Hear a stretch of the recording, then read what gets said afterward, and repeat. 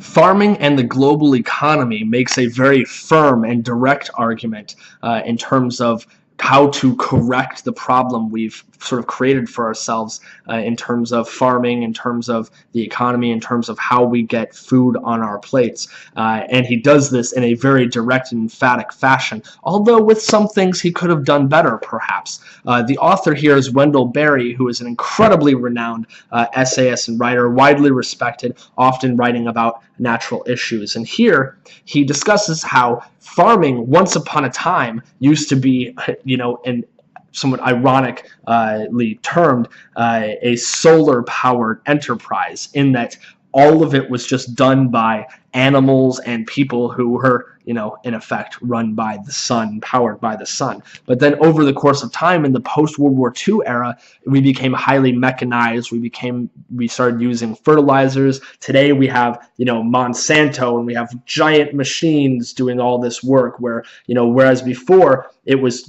people and animals, like putting food in the ground, diversified plots, farmland that had lots of different crops and lots of different animals. Now we have what they call monoculture, in which they're just growing one plant in one field, and that field is massive, and you need huge machines and lots of chemicals to make it happen. It basically, all of this stuff Berry condemns. He says that it's terrible because it says, instead, the adopted agenda called for a shift from the cheap, clean, and for all practical purpose, limitless energy of the sun to the expensive, filthy, and limited energy of fossil fuels. It called for the massive use of chemical fertilizer. So all of this, that whole entire section of the essay there, is all just background, like what happened, what did we do, what was the issue, and that one of the results of this, Berry says, is actually somewhat surprising. It says, we are rapidly running out of farmers. That's not to say that there aren't still people out there who are farmers or who call themselves farmers, but if your job as a farmer is just running industrial tractors and pouring chemicals on the ground, then maybe you aren't necessarily a farmer anymore. You're just somebody who runs tractors and pours chemicals on the ground. So he makes the argument that we need people who actually know about plants. We need people who are real farmers, and that this is going to be a way to solve the issue. It says, the survival of farmers then requires two complementary efforts. The first is entirely up to the farmers, who must learn or learn again to farm in ways that minimize their dependence on industrial supplies.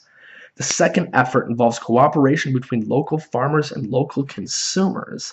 And this is the thing where Berry ends up putting the responsibility for solving this problem on us, not just on the farmers, but on us, because it is our job not to just go to the store and buy stuff that's been shipped from all around the world. It's to buy stuff local. Right? And the thing that's interesting is that Berry, like now in the world, we get all of this stuff about shop local, buy local, get organic, organic food, all this stuff. He wrote this essay. This essay came out in 1996, so that was a while back. And he's definitely sort of ahead of the curve in terms of buying local, doing things organically, being truer to things, being truer to nature.